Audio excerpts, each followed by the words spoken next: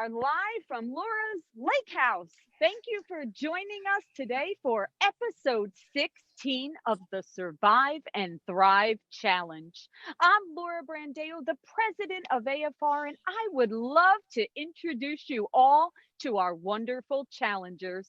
From New Jersey, we have Ashley Gravano, the vice president of product solutions and at Mortgage Cadence.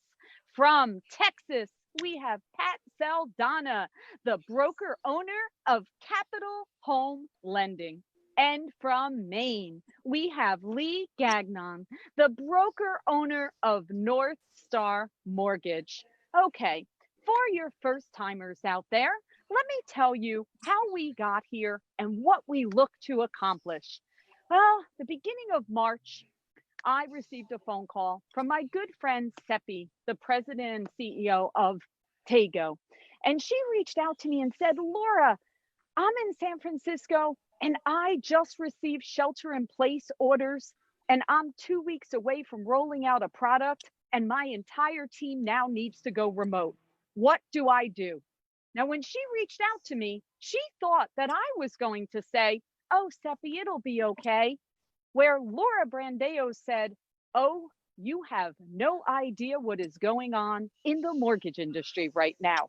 So at that moment, Seppi said, Laura, why don't we go on Facebook and actually share some of our concerns and some of what is going on in our world with other people so that they can also hear that we're all going through it together. And now 16 weeks later, we are here with a new group of challengers that are going to share what they went through at that moment in time.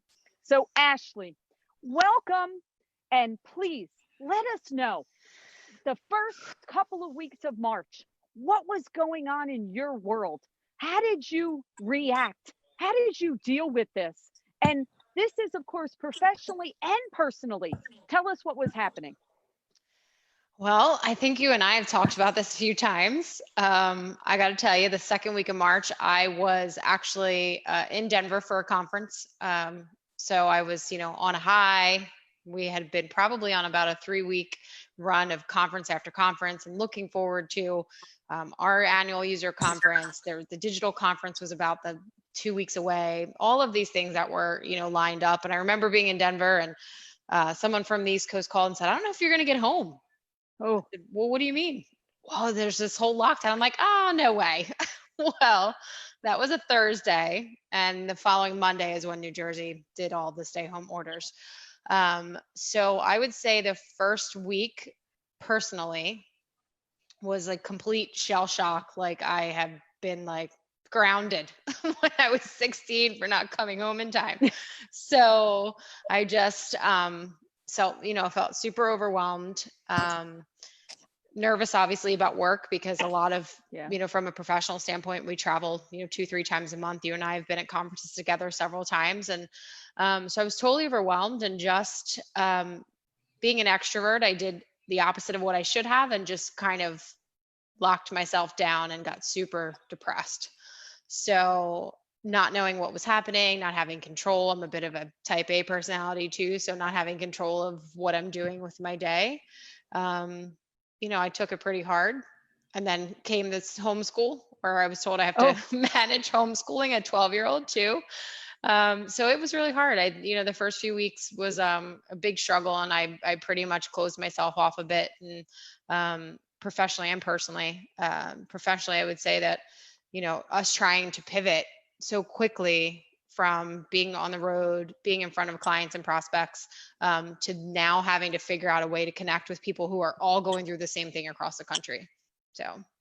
Wow. Well, that you said a lot of things there, a lot of things. So let me back up on a couple of them.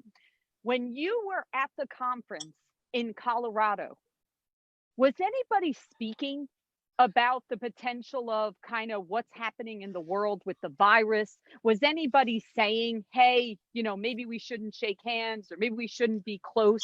I'm curious about that. Then once that initial shock happened, you said that you kind of went inside, right? You kind of secluded yourself. And I want to know, how long did that transition happen from the time of saying, hey, maybe I'm just going to close off and hopefully a couple of weeks it'll pass, until you said, oh, maybe it's not passing and I need to create a new rhythm here? Yeah. So at the conference, just to touch on that first question, the conference also it was the American Land Title Association. They were probably the only conference in that time frame that hadn't stopped a live conference. So there was a mix of people that wouldn't shake hands, but there was a large portion, believe it or not, who was fine. Like, nah, bring it in, give me a hug, right? Because most of us are family in this business. So it was a mix of that. The airport looked normal. It didn't feel like you were about to go into a 16-week stay home order quarantine. So the conference was mixed as far as who was comfortable, who wasn't. There certainly was a ton of hand sanitizer everywhere. They had pivoted how the food was being displayed and done a few things, but really not much from how it felt being there. It kind of felt like everything was fine. So I certainly didn't expect it to get as bad as it got so quickly. For the first part. The second part of the question, I would say it was about 2 to 3 weeks. And then I reached out to you, and I reached out to one of my other close industry friends and said, I am super struggling. I'm just having a tough time not having the FaceTime, not being out in front of people, not, interacting even with my friends and family locally. I mean, culturally, we're always together. We're a big Italian family that has lots of weekend dinners. So that was even tough. So it had been about 3 weeks before. And I even stopped doing my videos and things like that on Facebook because I wasn't sure what to say. Yeah. Because I didn't want to offend anyone and pretend that it wasn't a big deal. So it lasted a good 3 weeks. So a couple of things also. So I know personally, I know that you actually had a situation with your older child where you had to make a decision where how to deal with, taking it very serious in terms of the quarantine. So that's one thing. And then the second thing is, what did you learn about getting back into doing the videos? Because I actually want to encourage others. Yeah. So I do have a 20-year-old son who thinks that it's not a big deal, and he did not really want to listen to this social distancing. And in the beginning, I'm not blaming him, because in the beginning, I honestly was like, this isn't a big deal. This is just going to be a little blip, a couple weeks, we're going to be fine. So in the beginning, I probably leaned more towards this is just going to pass quickly. Right. But then once I started looking, and we're into April, and then April was getting more serious, he would call and say, I'm coming over. I'm like, you can't come over because you've been hanging out with your friends, going to these, meetups and, having these house parties and, having other family members, and my mom, who also takes care of an elderly woman. I couldn't worry about if he came here and saw us, that he would then, potentially pass it to my mom, who would potentially pass it to the lady she takes care of. So, and the videos, it was just like I just woke up and said, you know what, I've got to shake myself out of this. And I also missed interacting with everyone, because that 3 weeks ish that I was just not talking, it was getting worse, not better. So I figured I'd have to just like rip it off like a Band-Aid and come on. And I actually said that on the video and said, I haven't been on because I really don't know what to say. I've just, I've missed you guys and just wanted to get back out there and see if you guys are feeling how I'm feeling. And then got a, amazing response where people were like, we're the same. We're feeling the same thing. So. And I'm very happy your videos are back. We're very happy. Thanks. Okay. So Pat, tell us what was going on in your world. I know you're a newer broker owner, I think within the last year or so. So tell us about that, and tell us your transition into shelter in place and all this change with being a new broker. So a lot has happened in my life over the last year. I opened my company in February, and it was a very bumpy transition because my previous boss, her assistant, she came to work for me. So that did not go well. Wow. But you know, we're doing really well, and I don't really follow the news. I don't watch television. In fact, my daughter, after she came to visit, she set up the TV because, you know, I needed something to do in the evenings. But I guess I had the most problem with social distancing. Just right before COVID, I divorced my husband after 34 years. So I was, was alone. Yeah. So my girls, I call them my girls. They're my assistants. They're like my daughters. We're super close. They were the ones who would tell me what's going on. And then I heard about the, you know, shelter in place.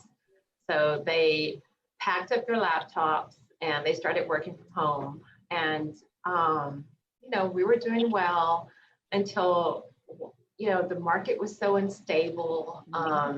People that were pre-approved were no longer approved. I mean, it was just chaos. People were losing their jobs. Everyone thought they could refinance their home at a 0% interest rate. Yep. So there was a lot of that happening.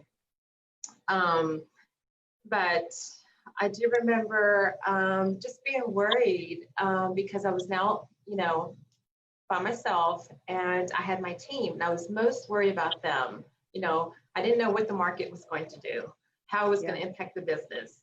But I just assured them everything's going to be fine. You're going to have a job. Just continue to work. And we did. We made it work. And, you know, we all came back. And I really felt like we bonded more. Just, I don't know. I just felt like we just bonded, you know, even though we were not together in the office. I still would come to the office. I was just here by myself, but you wouldn't be amazed. I do a lot of face-to-face appointments. Okay. People want to come in and talk. Wow. And like, what about this shelter in place? You know, they didn't care. The buyer would come, the girlfriend, the mom, the dad, the realtor. I'd have everybody in my office. I mean, they did not take it seriously. And so, you know, the mask thing wasn't still here. You know, everybody wasn't wearing masks yet.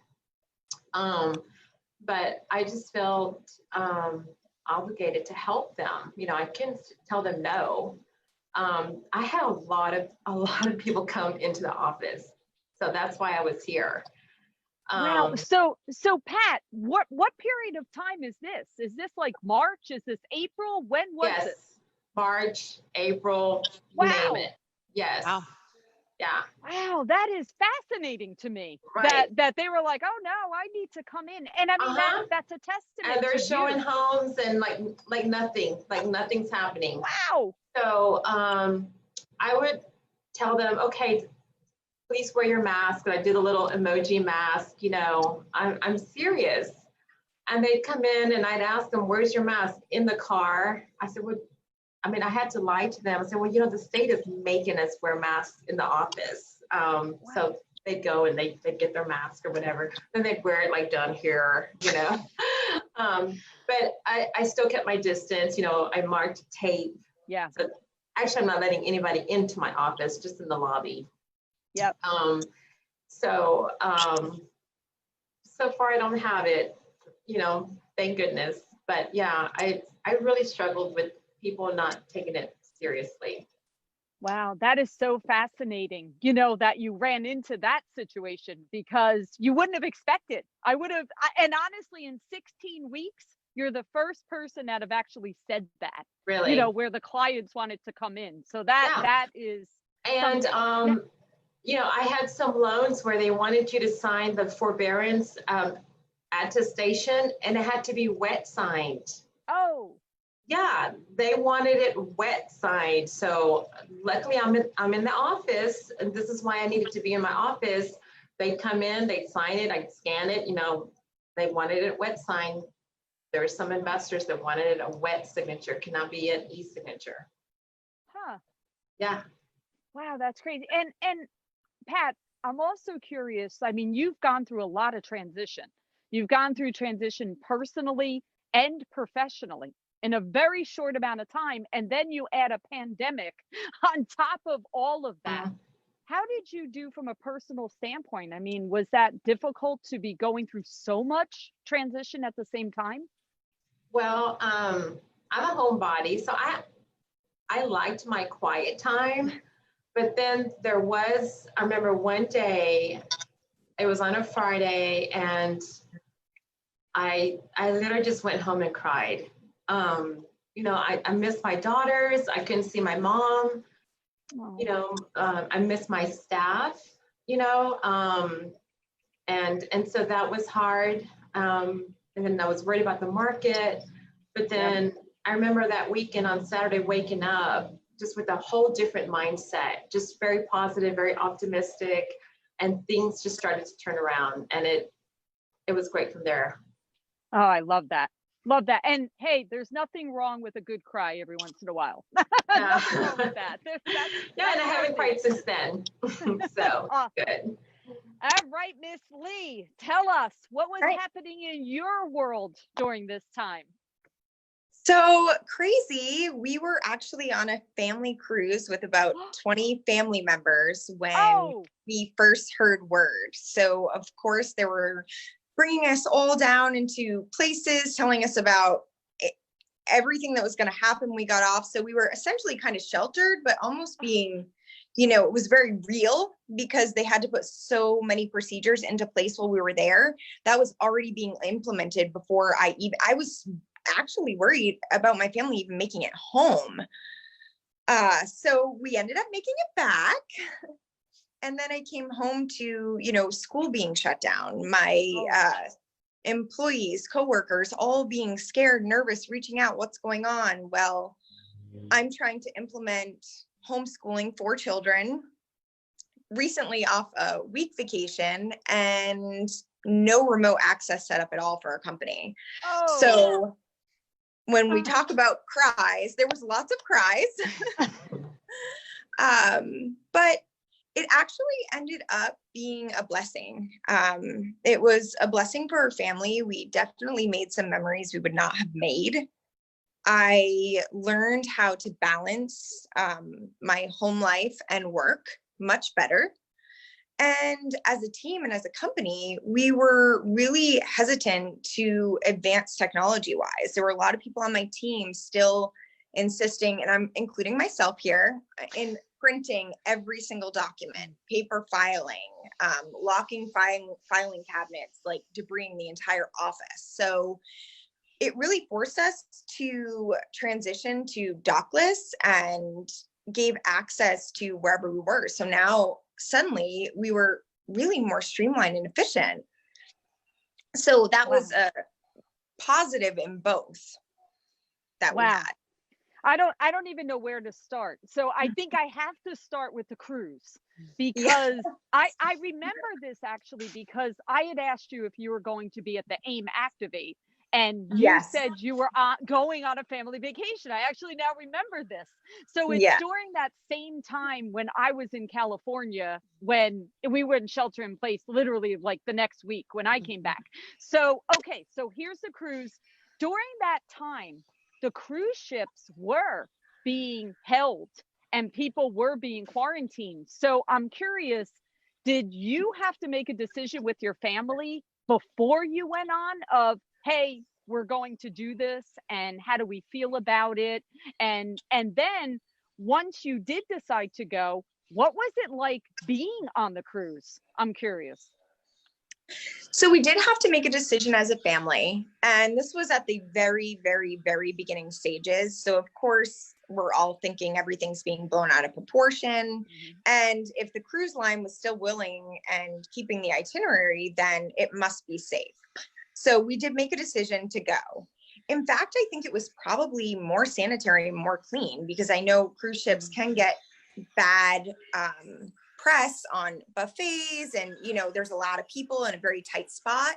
However, now you had people standing every 5 steps with hand sanitizer. You had people cleaning down the railings of the ship and the pool and the boat at all hours of every single day, at every moment. So if anything, I think it was probably a super safe experience, but it was definitely different and a little nerve-wracking at the same time. Mm-hmm. Wow. Okay. So did you get quarantined, or when you arrived back at port, everybody was able to go? So while we were away, things started getting really crazy. And so I had people in the company being like, because the cruise ship was the big thing all over the media. They're like, you're on a cruise, you can't come back to work. And I'm like, so at the time I'm thinking I'm coming back to work. But then when I got home, just out of respect to the office, and I think they were all getting nervous and scared. And at that time we were still operating, everybody in office. So my husband and I, who own the company together, self-quarantined for the 14 days at home. Okay. Well, I bet that made everybody feel better. Okay. So then I want to know, how long did it take you to transition to your entire team being remote and going completely paperless? I mean, in all honesty, I wish I could say 2 weeks, but really it was more like 2 months. And mostly because we really hadn't been implementing any of that stuff. We had a lot of resistance, a lot of people in the office that had operated the same way. We've been around for over 10 years. So we've just been operating the same way with making no changes. So it took a little bit to get everybody set up, because we weren't set up. We had to get everybody's computers. We had to get laptops. And so it did take longer than I hoped. However, now that it's set up, it has streamlined our process. We're faster, we're stronger. It's really been a blessing. Awesome. Awesome. Okay. Wow. And this is why I love doing this show, because all three of you had very different stories and information. And that's what's so wonderful about sharing. Okay. So now here we are 16 weeks later. Now's the fun part, that we get to learn all the great things that we've learned through this experience, and things that we're actually going to continue to do in the future. So Ashley, what have you learned from this that you are going to continue beyond, regardless of what happens, with all of this in the future? Well, like Leigh said, the balance, right, has been tough. So I think I'm going to not do what I'm doing now, right? Because now that I'm working from home 100% of the time, I'm not really turning off. So sometimes on a Sunday, I'm like, well, we're just home, so I'll come into the office and I'll work. So, once this goes away and we're back to normal, not the new normal, then, I've learned that there has to be a balance of shutting down, right? Not coming in on a Sunday or 8 o'clock on a Tuesday night. So, luckily our CEO has been great, and he's, told all the senior leadership about giving everyone grace and allowing flex time, because I was also homeschooling. It's only one, thank God, Leigh, because if we're 4, I don't know. Yeah, 4. Yeah. So giving us grace about, all right, if I start today at 10 a.m., he knows I'm going to work, and get my work done. So certainly learn that there has to be a balance, because that's something that I was really never great at. I would just kind of work whenever and answering my phone whenever. I would carry 2 phones on the weekends. And then secondly, I set up some networking calls, 2 networking calls a week with different groups. Some locals that we usually hang out and do coffee and things like that. And then one that you're on, Laura, that's, national. So I'm going to continue that. Hopefully everyone that's part of those groups will continue that. Since we weren't traveling, it was great to just set up time, and we don't talk business. We don't talk sales. I mean, you're part of that. We just talk about life and how things are, and how are you feeling, and how's your family. So it's nice to have that downtime off the clock, but still with your work family, our mortgage family, as we call it. So the balance as far as unplugging and continuing with the networking, whether it's in person or not, on a regular basis, not just at these conferences. Because I think that was the hardest thing, because we all got used to, well, I'll see you next month. Yeah. Or I'll see you in 6 weeks. So we wouldn't talk sometimes, for 8 to 10 weeks in between. But now I'm like, we have to do this regularly. So we're, keeping in touch and staying connected. Yeah, it's interesting that I formed some really great relationships through this. Yeah. It's interesting how sometimes it takes something as drastic as Yeah. what we've experienced to bond people together. Whether it was our teams, I've learned so much, and I'm honored, and it's a privilege to have my team, and then all of the mortgage industry. So thank you for that. And I think that's an important lesson that we all can learn from. Yeah. Absolutely. All right, Pat, what did you learn that you're going to continue past this period of time? So because I did feel very alone, I started following, more people. I got more active on Facebook, AIM, of course the brokers are better, and I'm getting to meet new people, make new friends, not just here in Texas, but just all over. So, and that's something that I didn't do very much, but I didn't have anywhere to go or get together with friends, on the weekends. So, my phone and I was just reading and just getting all this knowledge from all of you. But I would have to say the one thing is that I started to reassess my business. What am I spending my money on that's not working? What do I need to do to add value? And so the more I got on AIM and Brokers Are Better, and listening to Anthony speak, and I just love those sales meetings, I said, okay, I need to do this now. Stop adding it to the list and just do it. So I subscribed to MBS Highway, which, it was on the list, but I just couldn't wait to listen every morning when Barry Habib was on there, every day. I would wake up and just couldn't wait. So I felt that it really pushed me to do these things that I had been wanting to do, just didn't do it. And I don't know if I would have done it if it wasn't for this. It did make me just look at everything, in my business. That's wonderful. So that's great. So you kind of focused, you had a network to reach out to, just like Ashley said, right? So you reached out to your network, you bonded some great relationships that you're going to continue to grow and nurture and learn from other people, because we all need other people to guide us, whether it's professionally or personally. We all need others. So that's wonderful. I love our group, how we all just help each other. We're just all team players, and I love that. And I'm very grateful just to be on this challenge. And I'm an introvert, so I'm not like a social butterfly. I'd have a small group of friends, and haven't done the videos yet, but I'm getting there. I'm watching Nicole. Jump in, Pat. Just jump in. She did it. She's doing it. Look at that. She's flying. Yeah. Don't worry, Pat. This is a good start. We've got you. This is good. Okay. And speaking of, we're getting other people on video. Here's Miss Leigh. We're pulling her out too, Ashley. Okay. All right, Leigh. So one thing for sure, I know, with being able to do remote and going paperless, that's certainly a huge accomplishment that I'm sure you're going to continue with. But what else have you learned? And with 4 children, I bet you've learned a lot of things there also. Yes, I've learned patience. No. And wine. Wine is fine on weekdays. Lots of wine, lots of patience. I think I've learned, and to go off of the Brokers Are Better and AIM, I had always known of the support, but I hadn't really been so busy all the time and distracted that I hadn't really gotten the information, joined, been a part of any of the groups. And they honestly got me through this. I mean, without their inspirational posts and them telling us it was going to be okay, there were times in bed at night that I was like, are we going to be okay? And it was really helpful, not only for me, but everybody in my team really started to get involved in AIM and Brokers Are Better. And I think it all helped us all join together and support each other when it was so uncertain. And personally, I was learning how to shut off more, like you said. It's still not my strong suit. I'm not going to lie.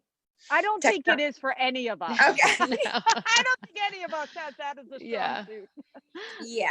So it's something I'm still working on, but trying to realize that I don't need to get back to somebody within 10 seconds, that it can be 10 minutes or 1 hour if I'm with my family or doing something with one of my children, that I can turn off for a second and everything will be okay. So still working on that. I'm with you, Leigh. Leigh, how did you communicate? And I don't know the ages of your children, but how did you communicate what was happening to the kids? I mean, exactly. I had to kind of piecemeal it because I have younger children and I have older children. The older children knew what was going on because school was giving them a lot of information as to the procedures and why they were doing this. And of course, I mean, honestly, for my kids, they're just like, vacation. So, but really just kind of explained it scientifically. And of course, I don't want to scare them. Yeah. So they were all, it was hard at the beginning because they all wanted to hang out with their friends and they all wanted to do something. And I was the crazy mom that wasn't allowing it. And then, you know, after a few more weeks, all the moms weren't allowing it. So they really understood it was just how life is for now. Yep. Absolutely. Okay. Well, ladies, you have been absolutely amazing. I loved hearing the stories and relating to each other. So thank you so much. That you have been awesome. We're at that point where you tell us who your nominee is for next week. So Ashley, who do we have up for episode 17? Episode 17, it's week 17 of quarantine. Rhymes well. I am nominating a mentor and a friend and a client of mine, George Schultz at Covius. Awesome. Can't wait. I know George and can't wait to have him on. Awesome. Pat, who do we have? I am nominating Sean Maxwell. She is a mortgage broker with Omni Fund. And I met her on the Brokers Are Better website and a Facebook group. And we just support each other, help each other out. So I nominate her. Awesome. Can't wait to hear. And Leigh, who do we have? I am nominating Kate Tobias. She is actually a coworker here. Also, yes, last year, the #1 loan officer in Maine. So this was a huge transition for her. Oh, awesome. Well, I certainly can't wait. Well, you guys have been amazing. Wishing everyone a glorious 4th of July weekend. I hope you do get to spend some time with your families and enjoy hopefully beautiful weather everywhere. Thank you so much, ladies, and have a good one. Take care, everybody. Bye, Laura. Bye, guys. Bye.